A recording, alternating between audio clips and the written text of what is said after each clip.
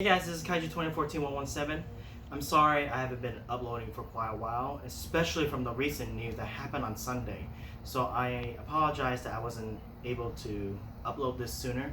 But anyways, so you probably already know that Disney and Sony already broke off. They are no longer together to create any more deals well, not create any more deals, but they're no longer cooperating with each other due to whatever feud it was.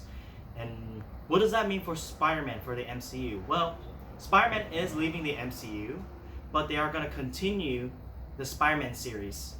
So basically, they're still continuing Tom Holland's Spider-Man. So it's a good news and a bad news. Bad news is because now we won't be able to know or be referenced of any of the MCU related events. Especially, we're not too sure if Happy Hogan's going to be in it.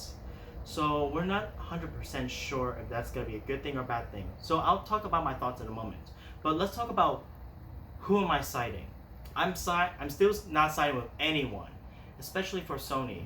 However, if Sony has the point, it's fine. But the thing is, if Sony somehow messed up the third Spider-Man sequel for Tom Holland, I am not going to be happy and I won't be impressed. And that could mean anything. It means they could probably have to get the rights back to Marvel, or Disney will have to buy them off, depending on the success and depending on you, Sony. But let's hope there could be a better choice. But then again, I'm not siding with anyone. But I will side is anyone that's related to Stan Lee. And Stan Lee's daughter, I believe her name is Joan Lee, or she's also go by JC Lee, is siding with Sony because she said that Disney executives or Marvel executives were being unfair or treated unfair to Stan Lee, and I gotta say, she's right. Now, why I'm saying this?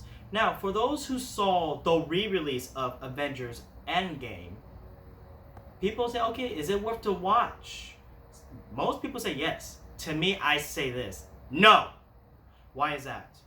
Now, what does Avengers Endgame re-release have? They have a deleted scene, a Stan Lee tribute, and a Spider-Man Far From Home post-credit scene.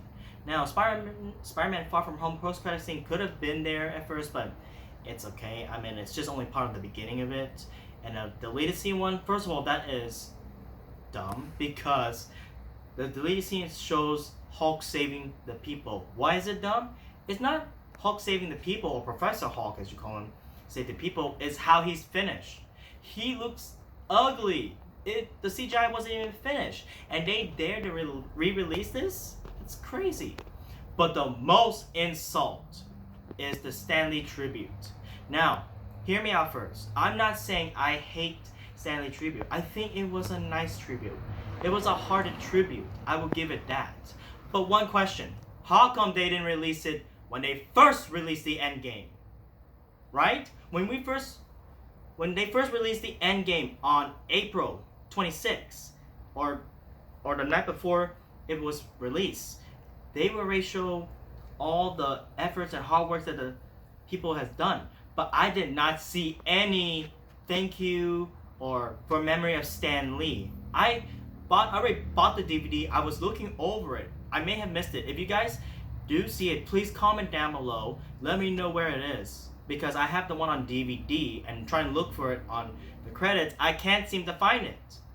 But because of the re-release, they released a tribute. Why am I saying it's disgusting, or why am I saying it's bad? It's because you are re-releasing to get more money. So you're using Stan Lee's tribute to get the more money to beat the Avatar? You're using the Dead Man's tribute to get more money? That is disrespectful. Now, to you Marvel fans, if you don't think it is, then it's fine, but you gotta open your eyes. You're using a dead man's tribute to gain more money is the sickest thing that has ever come. And Disney did that. Marvel Studios did that. And that is an insult for me. But if you guys don't agree, just comment down below what you think, because that's what I'm thinking. Even when I tell that to the people I know, they agree and they were shocked to hear that it is the fact. It is the truth.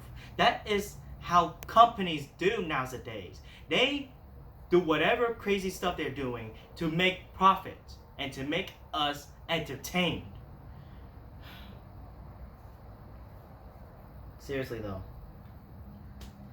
But anyways, let's get back to about the Sony deal now. With Sony have the Spider-Man films right now, so if Sony did well with Spider-Man, then we can continue. But there's some great opportunities because Sony is already creating some of Spider-Man's universe, like Venom, and I believe Morbius is coming.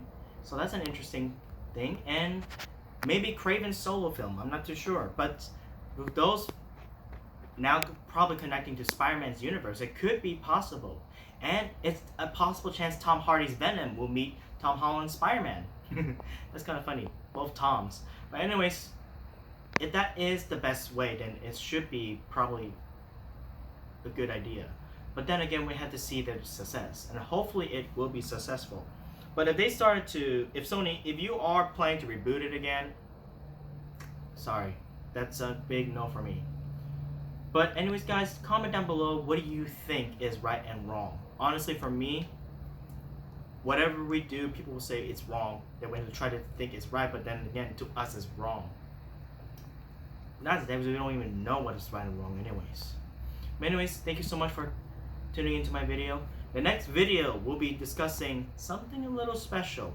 Okay? So, hopefully you guys like, share, subscribe, and ring the notification bell for new upcoming videos, okay? And there will be an upcoming one today. Hopefully, depending on how fast my YouTube video gets uploaded. Anyways, thank you so much for tuning in. This is Kaiju 2014-117, signing off.